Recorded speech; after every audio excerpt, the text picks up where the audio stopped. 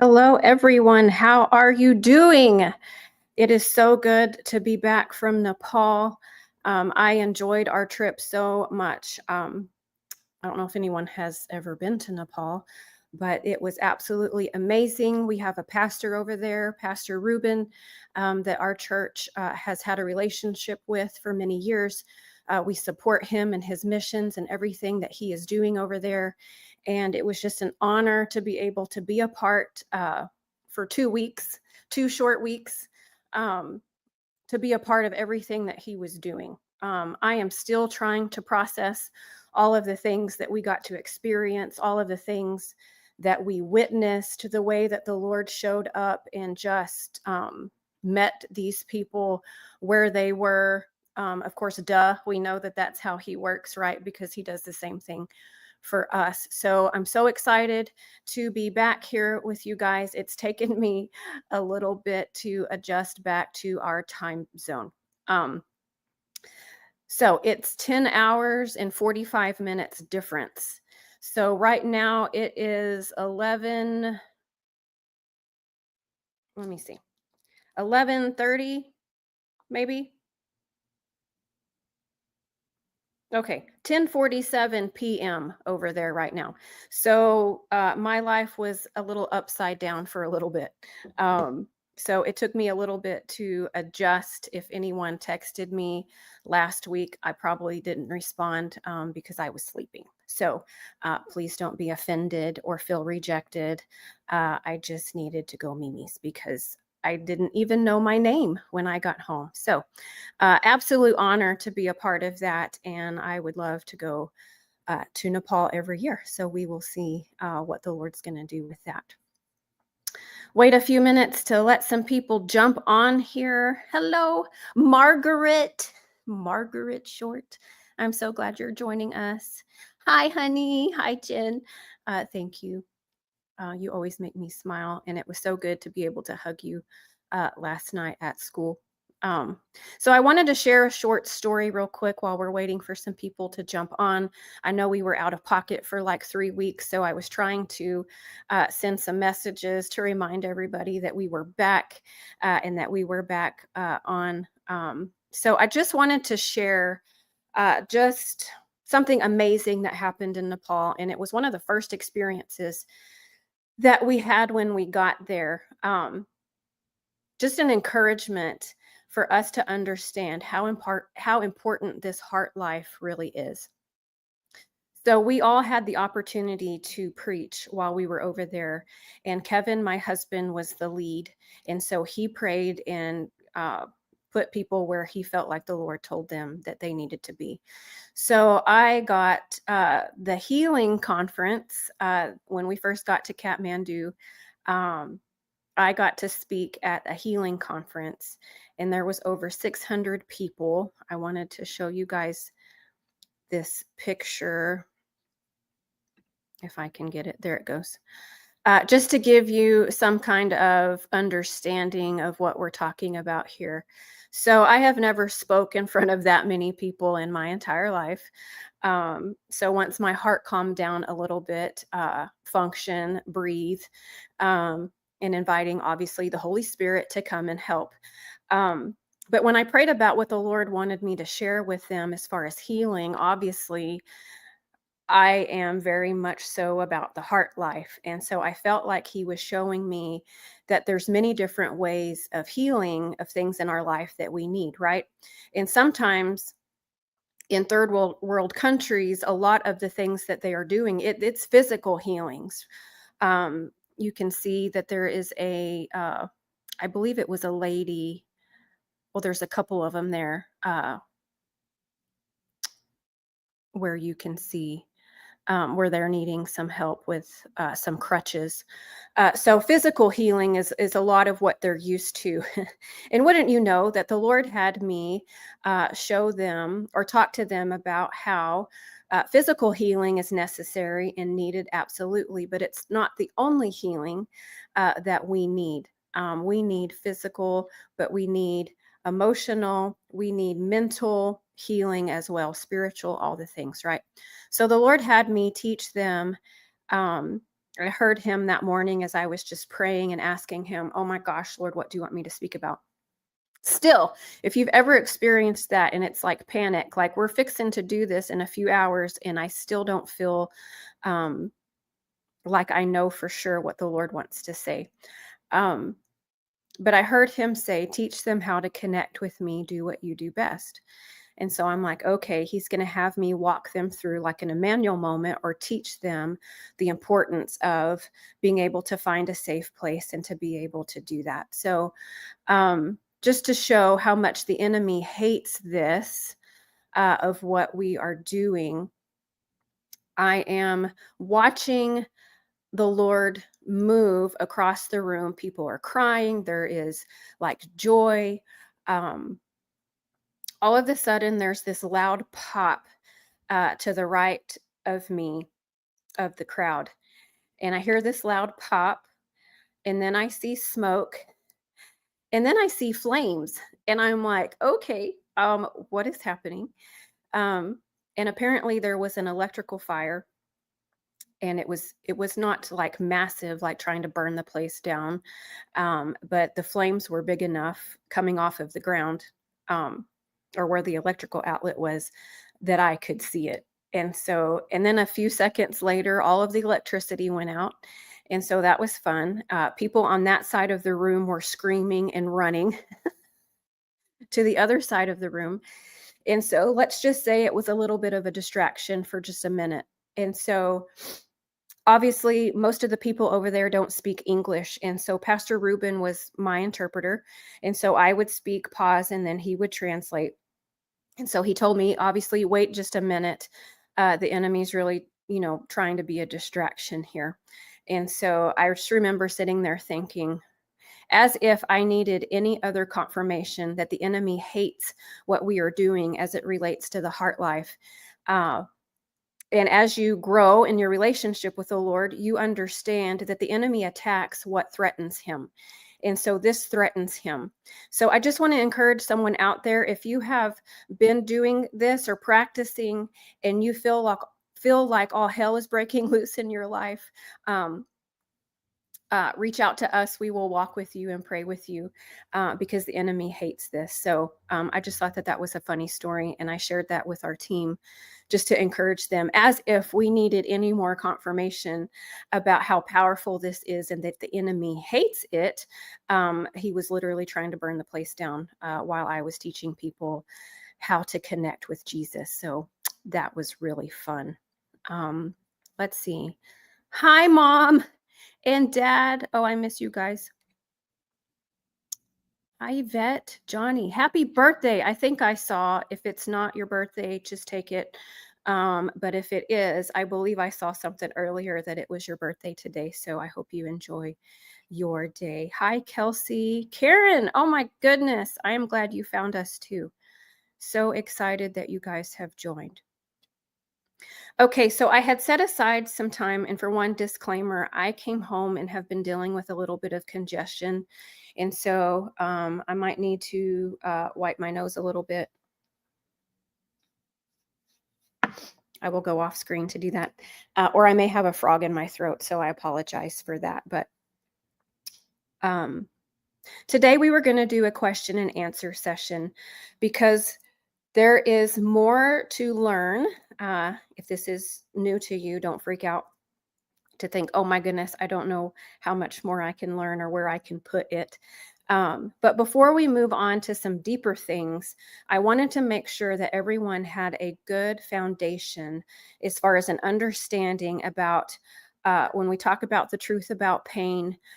When we think that we've already healed from something, and then we realize that there's still some triggers, there's still some manifestations of some things that we feel like is showing us, maybe I haven't healed from that. I want everyone to have a good understanding about that and what to do when that happens. And then also to have, obviously, a good basis of a foundation when we're talking about the parts of the heart, in understanding that this is literally the way that the Lord created us. It is not just some technique that we have attached Jesus to and then called it some kind of inner healing, right? I want to make sure that everyone has a good understanding about each part of the heart, the roles that they play, if you will, and how we can see that on a daily basis kind of come to the forefront at different times.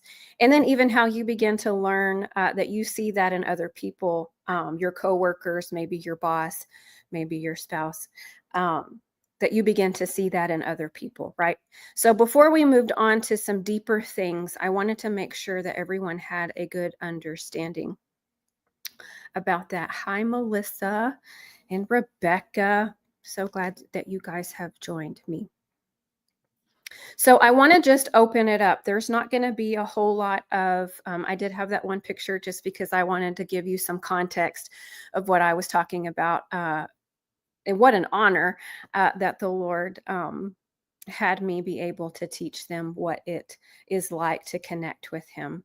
I will say that Pastor Ruben shared with us that he got a lot of phone calls from some pastors because it was not just that congregation, it was different pastors from the area that he has raised up in the community and then has sent them out and positioned them in different places to be able to preach the good news. If you're not familiar with Nepal, Nepal is mostly a Hindu nation.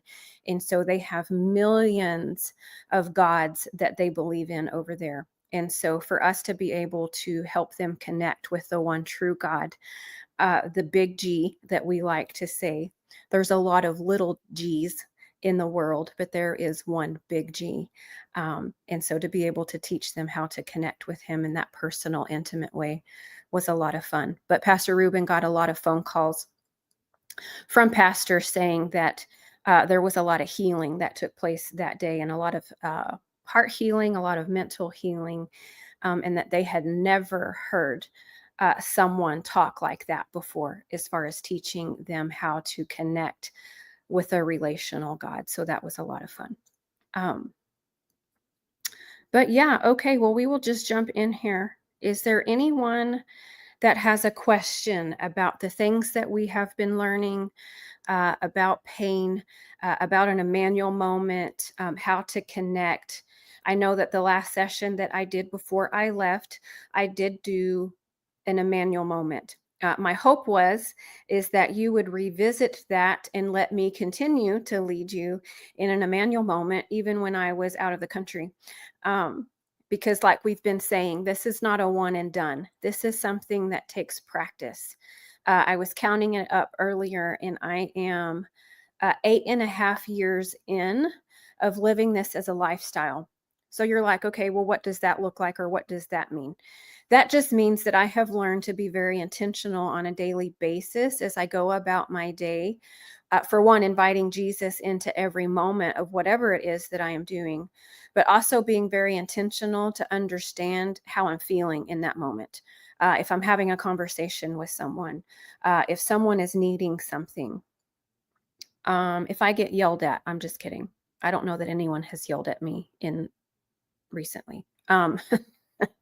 But for me to understand and be very in tune with my own heart about what's going on the inside of me. And then, of course, in my moments with Jesus, of opening it up and allowing Him to show me when I ask Him the question, Lord, is there anything today that you want to show me that maybe I didn't know or understand has been going on, and it's affecting me in my current life? I want to know those things.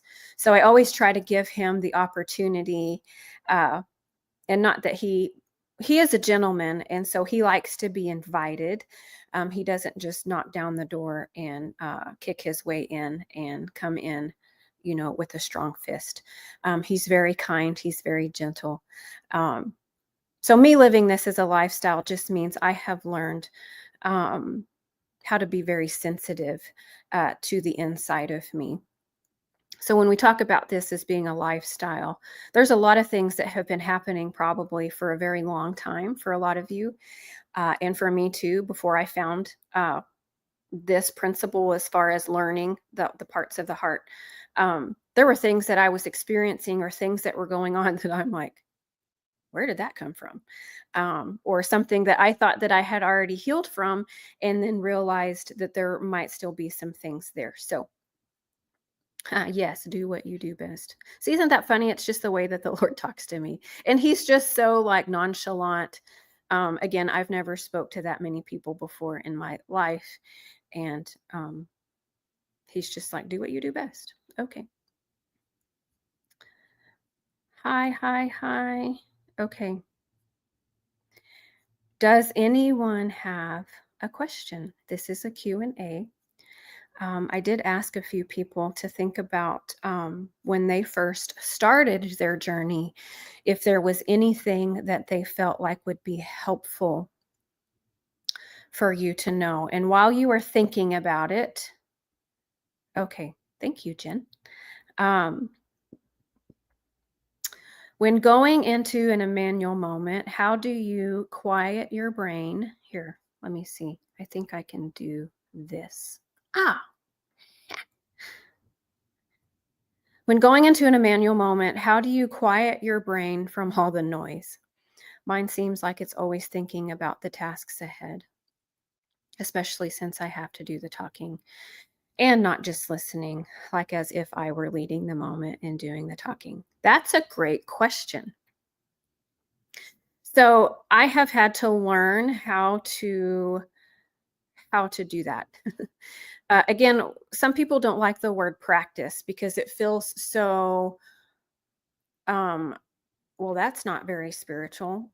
Okay, again, we're talking about a relationship, and relationships take work, right?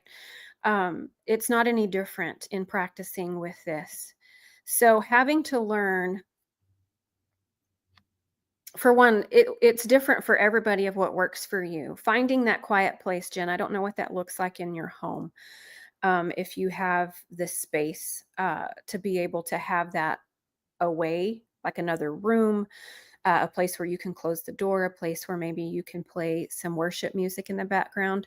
Sometimes it's necessary, and I don't know if this is morning or if you're talking about the evening, um, that you need to get in the right head space and heart space, if you will, where sometimes playing some worship music, sorry, tongue tied, playing some worship music, I know your favorite song, um, to just allow yourself to enter in, of what I would call enter in.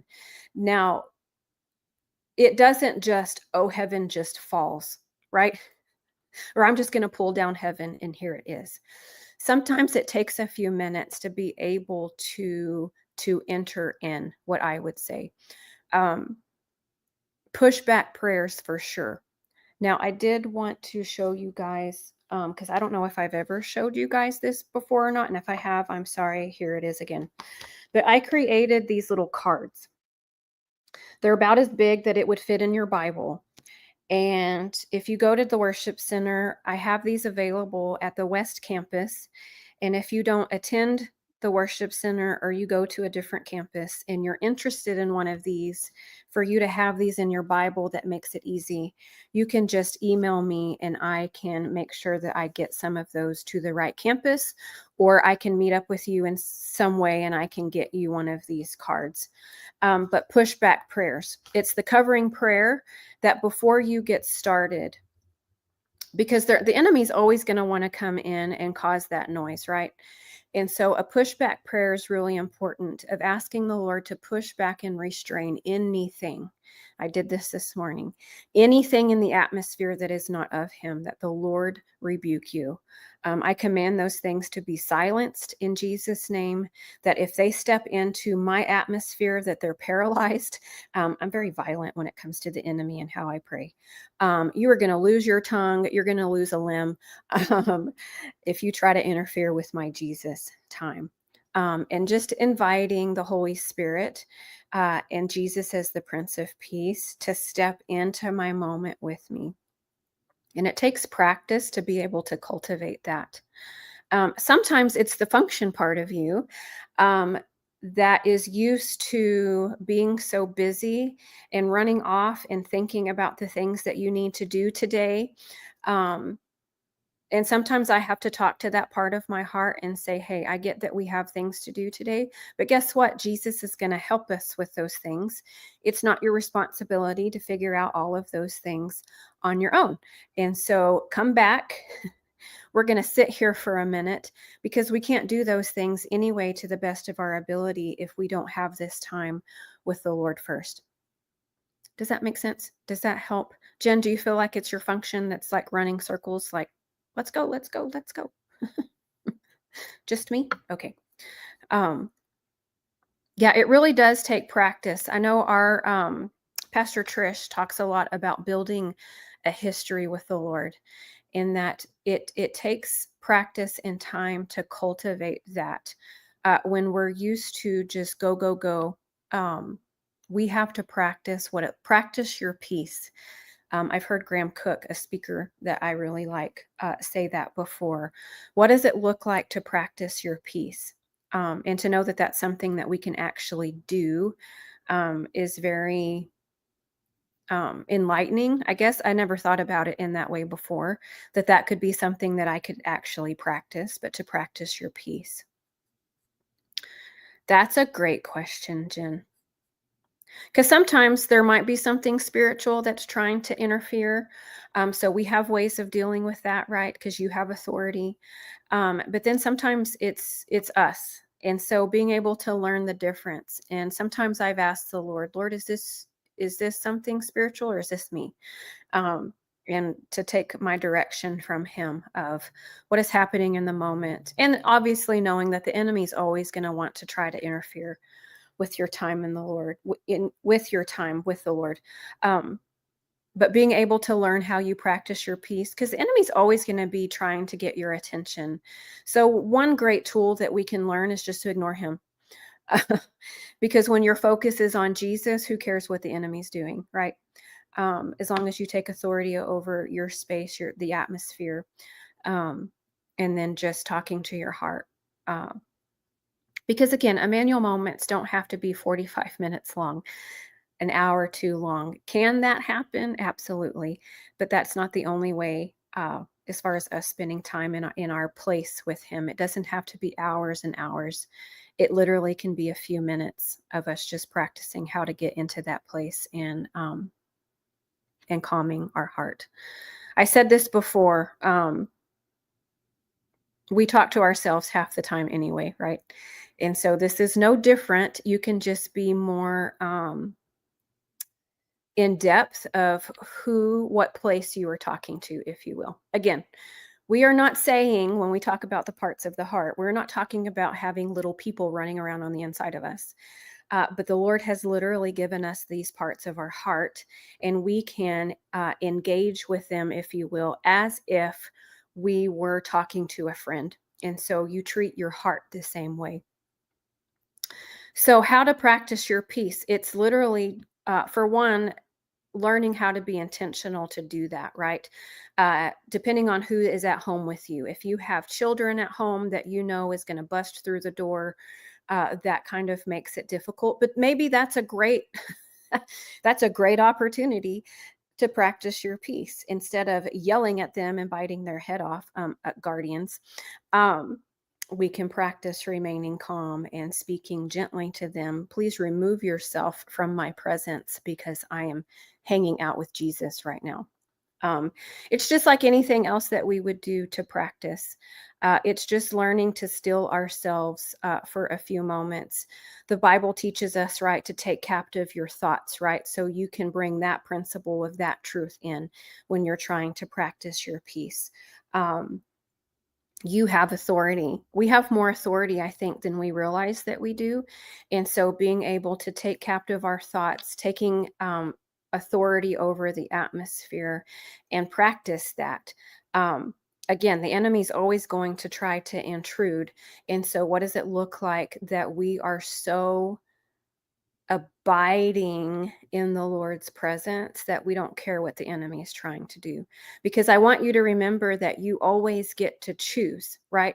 So you can choose to come out of that place with the Lord, or you can choose to remain there no matter what seems to be happening. Now, if someone is yelling, the house is on fire, okay, maybe we need to attend to that, right? Um, but other than that, it's being able, and I think that the best way is just taking a few minutes every day, instead of trying to hone down and say, okay, I'm going to practice my piece for 45 minutes, and you make it like 30 seconds, right? Well, that could feel kind of defeating. So take it step by step, just a few minutes one day, and then because it's almost like going to the gym. Anyone go to the gym and work out? Um, it's building that muscle, if you will, to be able to work that muscle and to get it stronger, where you can become less distracted and more focused, if that makes sense.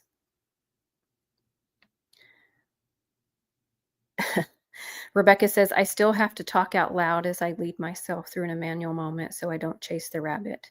If you have the ability to be by yourself, or again, you just tell your household, I'm going to be in this room with the door shut. You may hear me talking. Don't come in. Or if they ask who you're talking to, I'm talking to Jesus.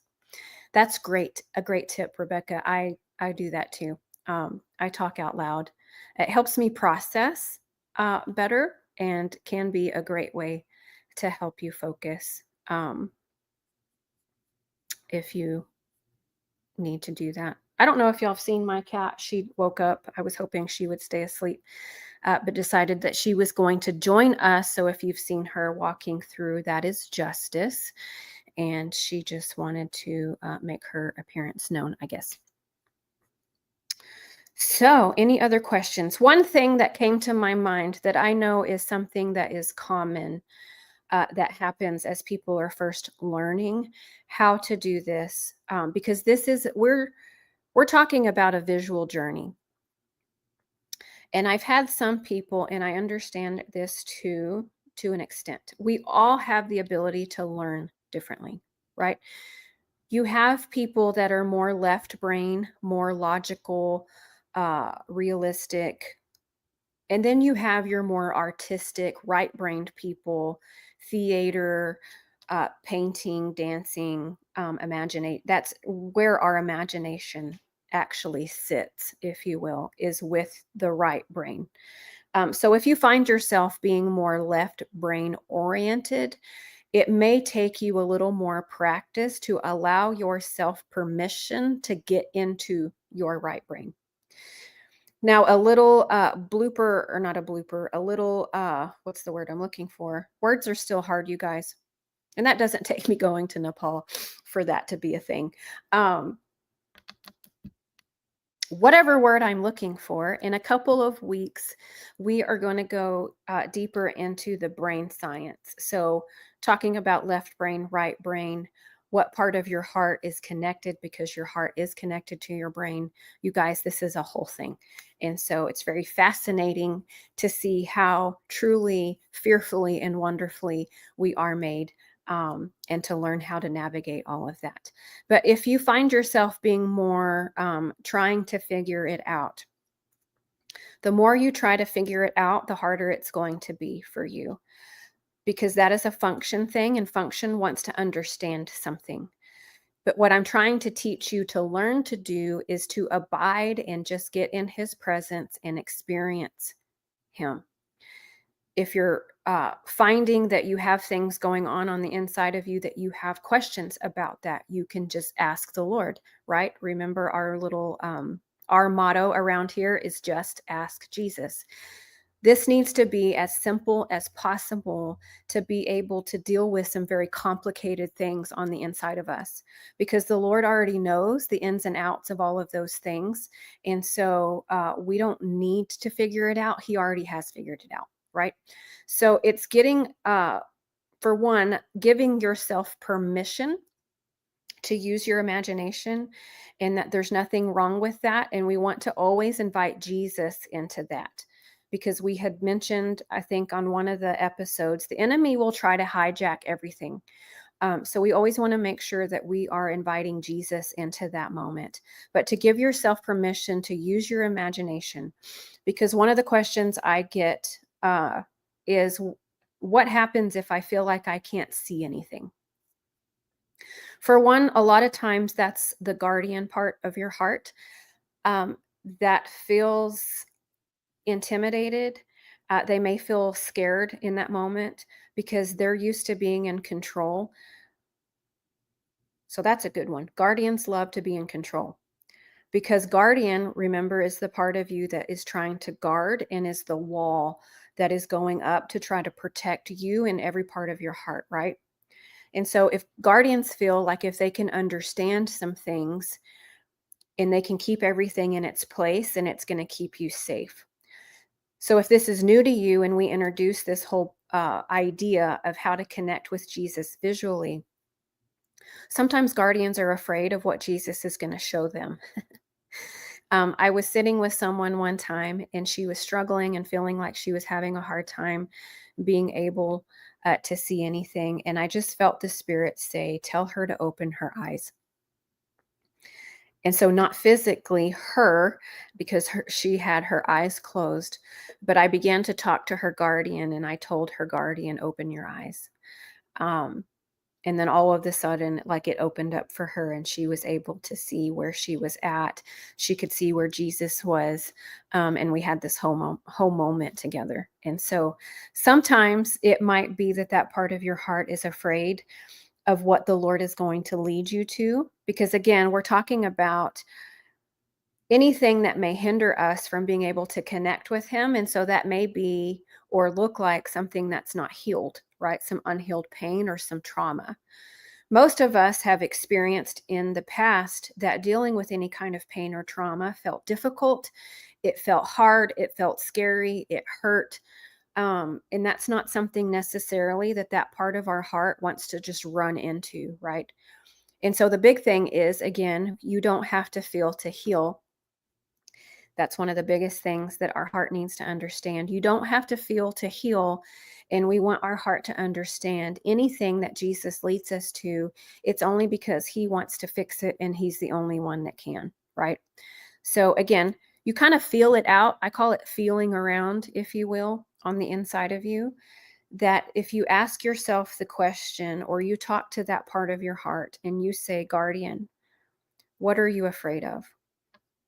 There might be a thought that comes to your mind, or you may have something that comes to you, a memory may shift into place, if you will, that you start thinking about. And I think there's things like that that have happened in the past, and we've just dismissed it as random when it was really the Holy Spirit trying to lead us into something deeper with Him. Um, so, again, be very kind to guardians. Guardians are not bad.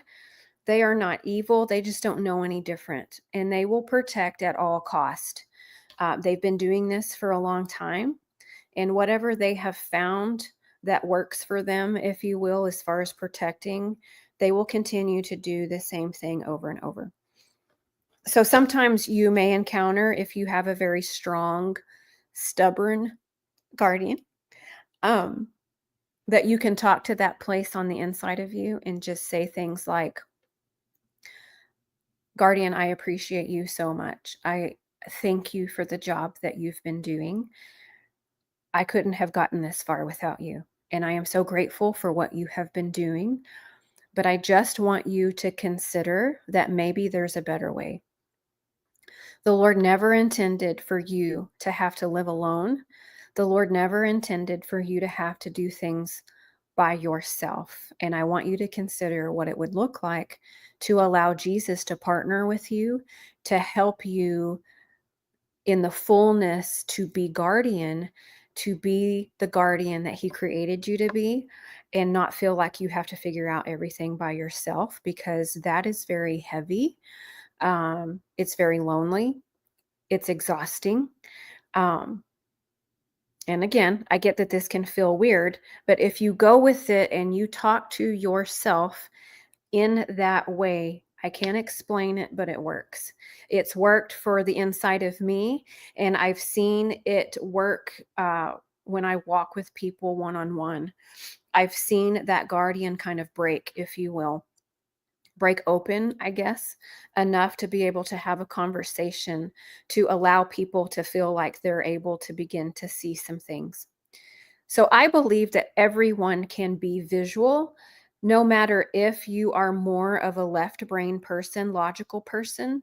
I think it just takes practice to give yourself permission. And the reason that I say that is because we are created in the Lord's image, right?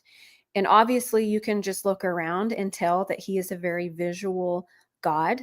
And so I think that He gave us the same ability to do that. It just may take more practice um, in being able to do that. Now, I do have some activations I've created if you feel like that would be helpful for you. Again, if you will email me, the heart of the matter 423 at gmail.com, and just say, hey, can you send me an activation? I will email that to you to kind of help you practice with the whole imagination thing. I've had people before say too that they were able to see, and then all of a sudden it went black. That's a guardian.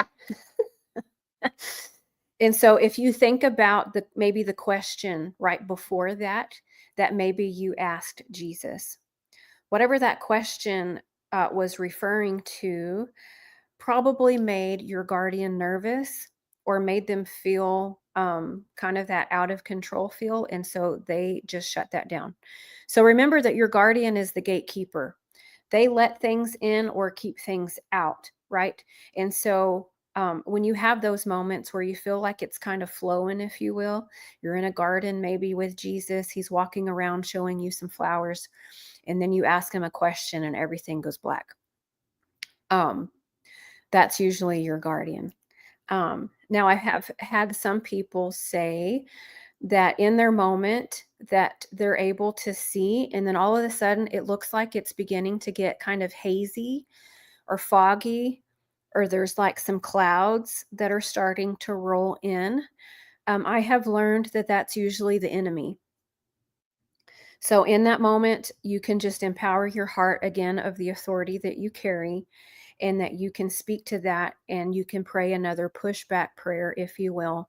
And when I say pushback prayer, again, it's just asking the Lord to push back anything that is trying to come against your time with the Lord, that you're asking Him to restrain those things completely and fully.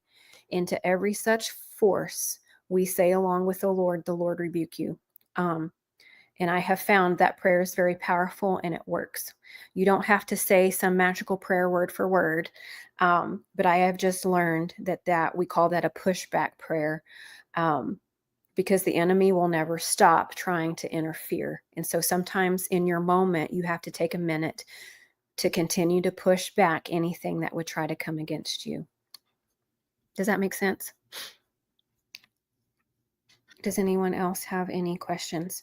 So one of the other cards that I have two cards. One of the cards is a prayer card that will fit in your Bible, has the covering prayer on there. It has a releasing prayer. If you're working with a part of your heart and you ask the question, Lord, is my heart carrying anything that you never intended for my heart to carry, or that part of your heart, like emotion? Is there anything emotion is carrying that you never intended for emotion to carry? And he shows you like this backpack. There is a prayer that we call a releasing prayer that you can pray to allow that part of your heart to release that to the Lord. Again, these prayers aren't something that, you have to pray it just right in order for the Lord to move on your behalf. But sometimes as you're first learning, this is helpful, because I've had people say, I get in my moment and then I don't know what to ask, or I don't know what to do. So prayer card, and then I have this other card that is just like a little snippet of the parts of your heart, how they all go together. Sorry, it's backwards on the screen. Again, we're not talking about 4 hearts. We're talking about one heart, and there's 4 parts like a puzzle piece. But on the back of that, there is tips for an Emmanuel moment that can kind of be a step-by-step for you. Okay, do you guys see the just ask Jesus, right?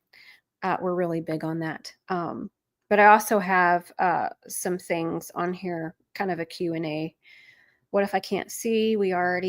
Okay, so one thing I will say, and I don't know if anyone on here is dealing with this, but if you find yourself struggling with being able to practice to be able to see, don't discount the fact, for one, the parts of your heart are just there because the Lord made you that way, but also you have other spiritual senses.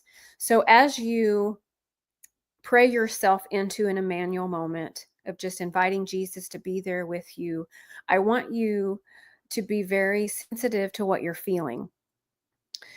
You can still talk to your guardian, even if you feel like you can't see anything in that moment. Again, it may be a guardian that is keeping you from being able to see in that moment. So you can talk to that part of you. And you can ask questions. Guardian, this is a great question if you feel like you're struggling with seeing. Guardian, is there anything that you feel concerned about? And kind of, again, just be mindful of anything that's coming to you. I've had people ask that question and they got very angry in that moment. So again, don't discount anything and think, well, that was random. That part of your heart is very angry. And so you can take your cues off of yourself, the inside of yourself, if you learn to be sensitive to how are you feeling in that moment. The Lord says to taste and see that he is good. And so sometimes you may have, I've had this happen a few times, where it's kind of like this sweet honey flavor, if you will. And I'm not eating anything. It's just all of a sudden I get this taste in my mouth. So sometimes you can taste and see that he is good. Sometimes you may smell something. I've had people say that they started to smell like homemade baked bread. And the Lord tells us that he is the bread of life, right? So there's different ways that the Lord will confirm to you that he is there in your presence, or that he's speaking to a part of your heart, even if you can't see. So be very mindful of all of your senses. What if the picture is blurry? We talked about pushback prayers. If everything goes black, we've talked about that it's usually a guardian. And then I've had questions where you feel like you're going good, and then you're like, now I feel stuck. Now what am I supposed to do? Um, so again, I don't want anyone freaking out. If you feel stuck, just breathe, just relax. And where is Jesus in your moment? If you feel like you have lost sight of him in the place of where you are, get back to where he is.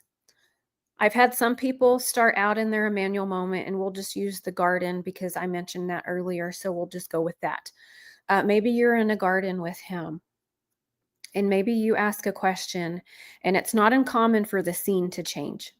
I've had people feel like, okay, and this has happened to me too. Now I'm in my childhood bedroom, and I see a little girl sitting on the bed.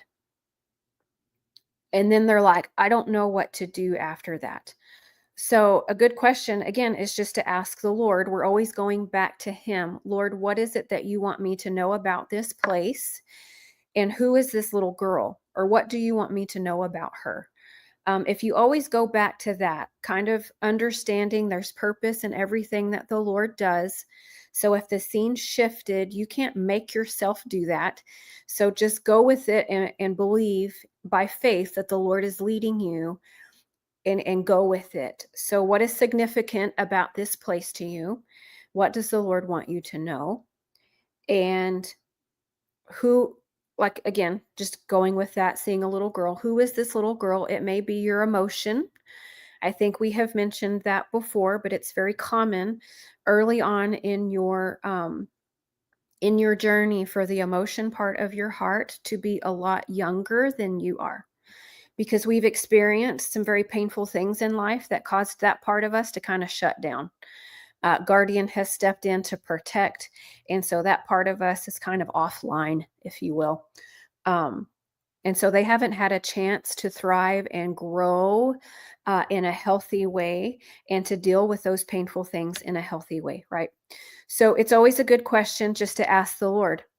If you begin to see the parts of your heart, and maybe that part of your heart looks different that day, then you're just asking Jesus, why?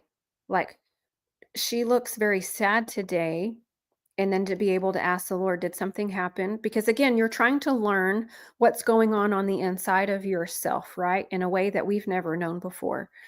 To realize that maybe a few days earlier you experienced something and had no idea that it affected you in that way, right? And yes, function can be sad. It's not just your emotion that shows emotions, right? Every part of your heart can have emotions. So your function can be angry. Your function can be sad, happy, all the things. Same thing with your guardian, and then the same thing with your emotion. Now, original self, I don't know that I've seen her, for me personally, experience like she's usually a warrior ready to cut someone's head off. The enemy, not people. Um, and with people always having to remember it's not the person. Sometimes there is a spiritual thing happening behind the scenes, right? And we want to cut that head off, not the person. Um, don't get me tripped up on something here. So yeah, all of the parts of your heart can show emotions. Original self, I guess I can say, I just don't know that I've ever seen her be sad. Maybe she can be. I just haven't experienced that yet. Um, does that make sense? I feel like I'm just rambling. Is this helping anybody? Those were the four main things that I had. If you get stuck, um, one thing, always one more thing. I've had people get in their Emmanuel moment, remembering that your Emmanuel moment is meant to be a place where you feel safe. There's nothing threatening there. If you don't like sharks, like one of our pastors, I won't say his name, um, hates the water, the ocean, because he hates sharks, then it's likely that the Lord might not take you to a beach area. And maybe he is because he wants you to face your fear. I don't know, but there's not going to be a shark that comes out and like eats that part of your heart. Your Emmanuel moment is meant to be a safe place where there's nothing threatening. It's relaxing. It's fun. It's a place that you enjoy being. And then the scene may shift, or you may have a memory that comes up of some traumatic event that you had. And I've had people begin to feel anxious and their heart begins to, like, and you can see it in their body language. They went from being in a place of peace to now they're in a place of fear. When that happens, if you're feeling overwhelmed by that and you're having a hard time finding where Jesus is in that moment, you can go back to your Emmanuel moment. You can go from that memory feeling overwhelming and scary to go back to the garden,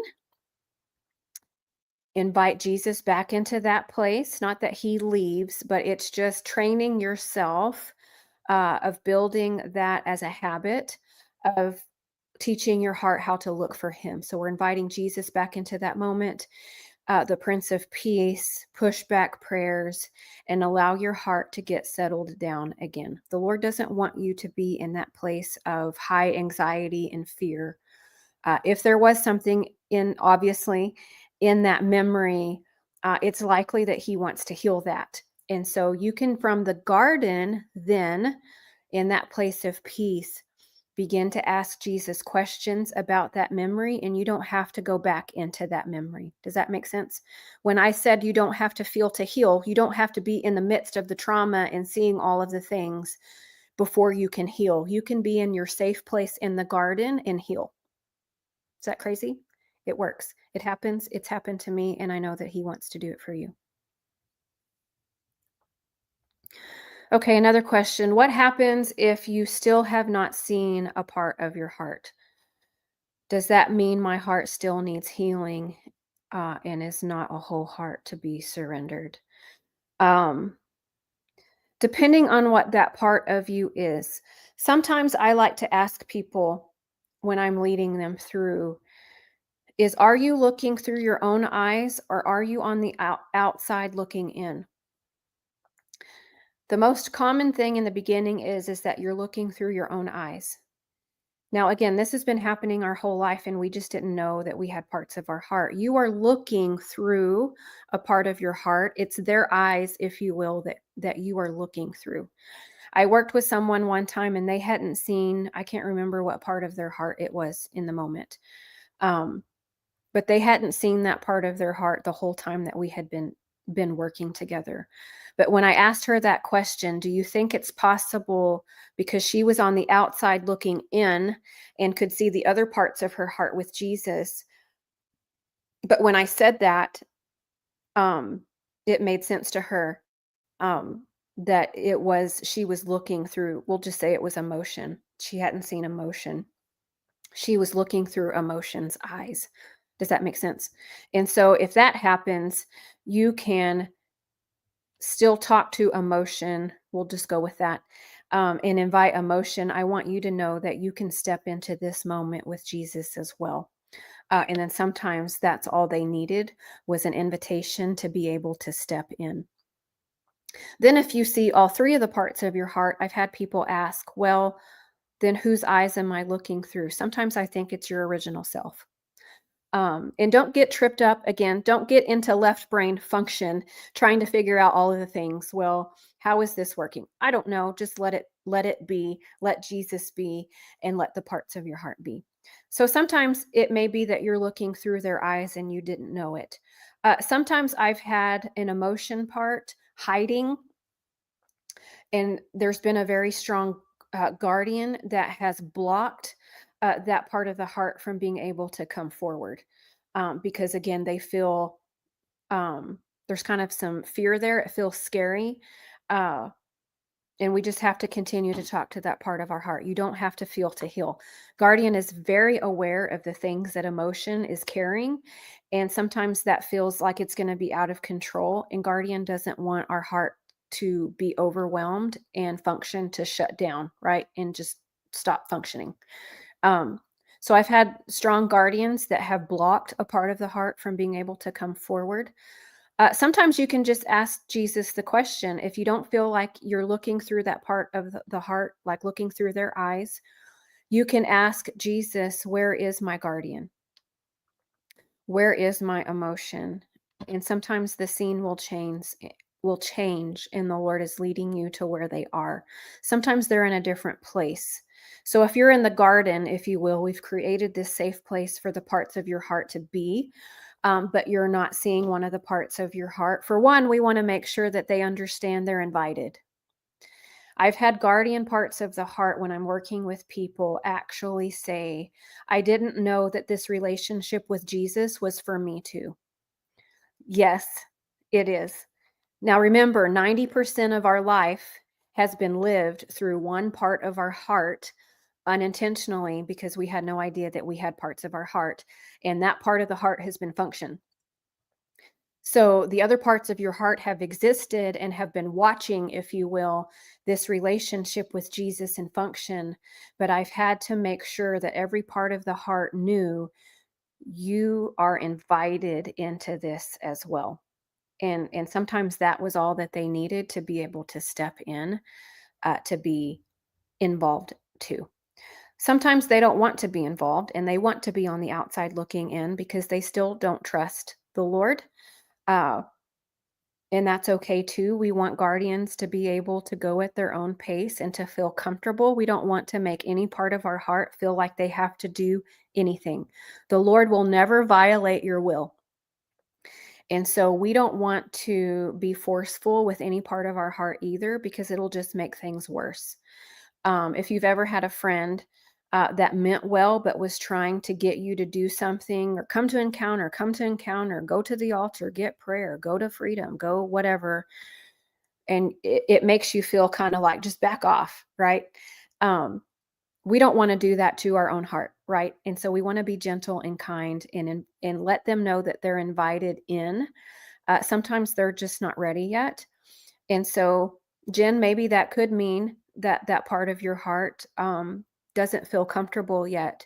So then a good question to ask Jesus, would be if he would show you, like, what is it that makes that part of the heart feel uncomfortable.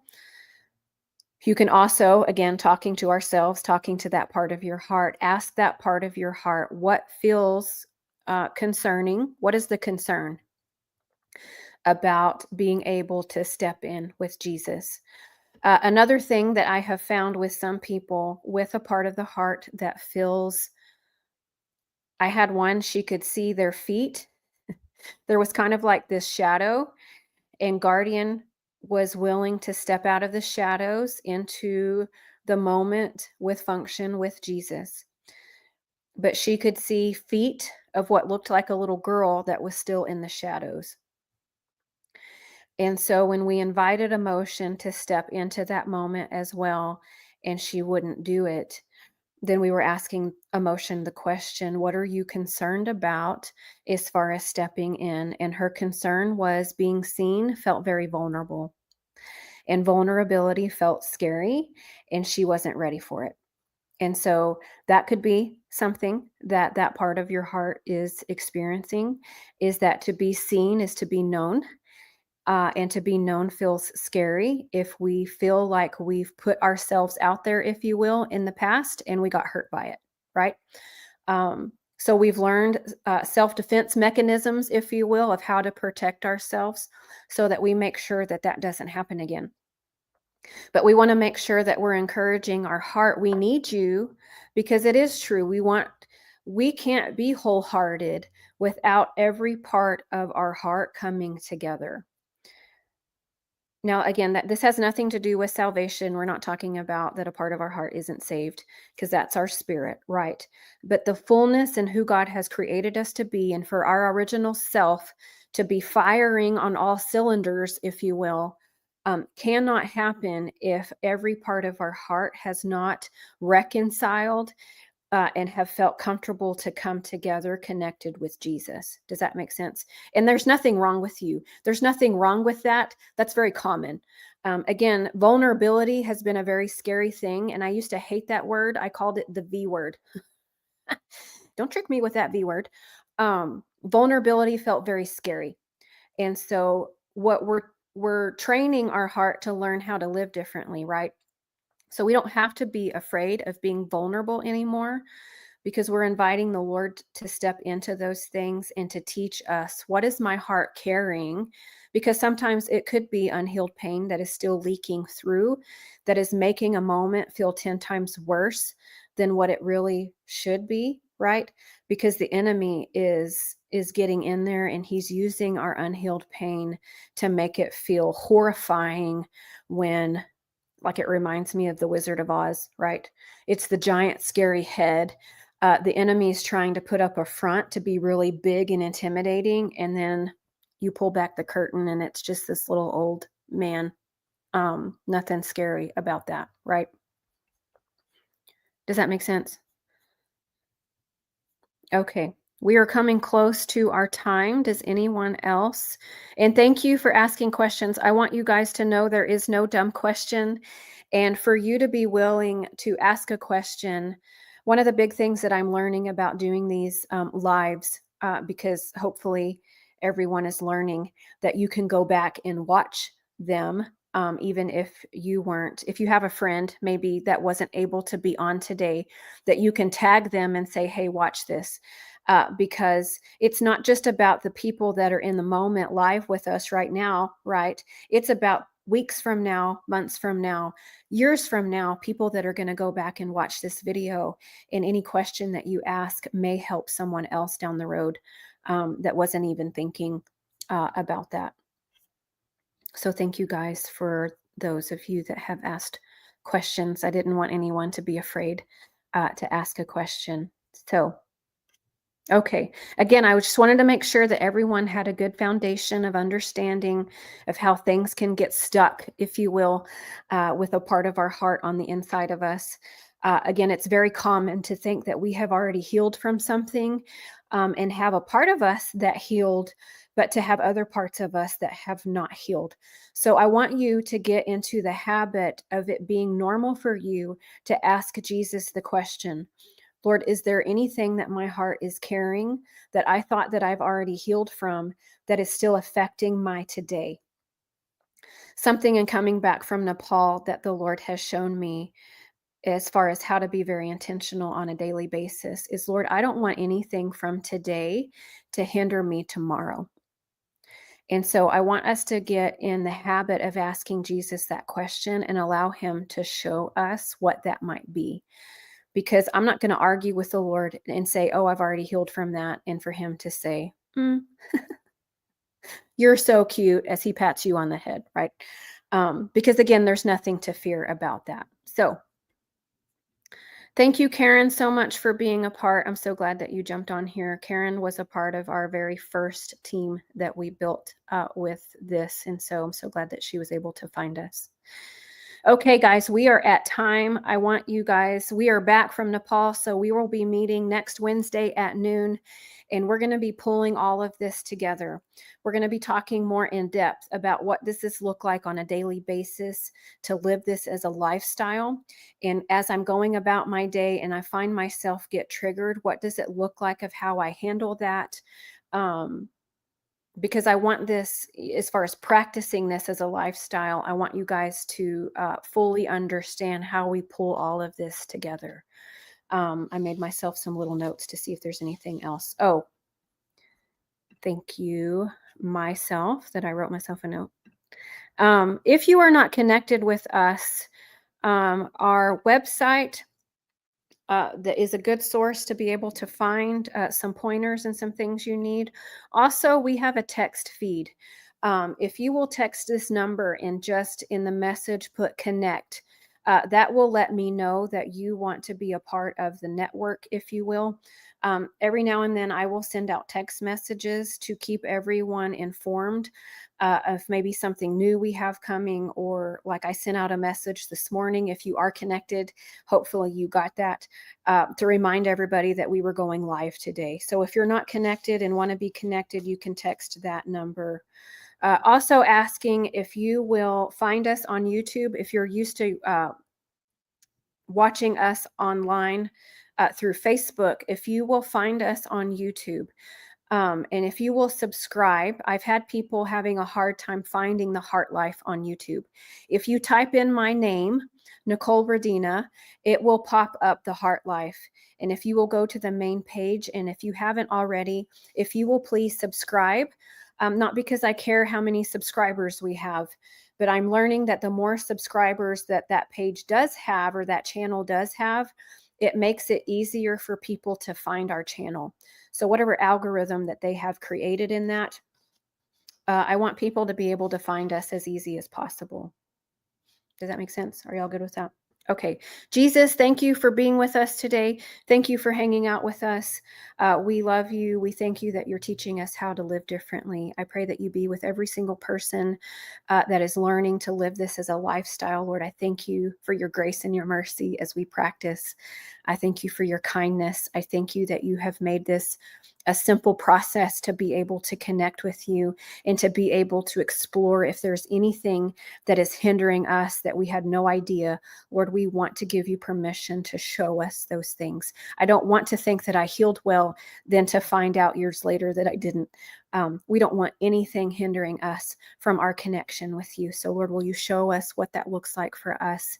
We love you and we praise you. Lord, I pray that you bless everybody as they go throughout their week. And I thank you that you will be with us through our week in Jesus' name. Thank you, guys. I pray that you have a great rest of your week, and I will see you next week.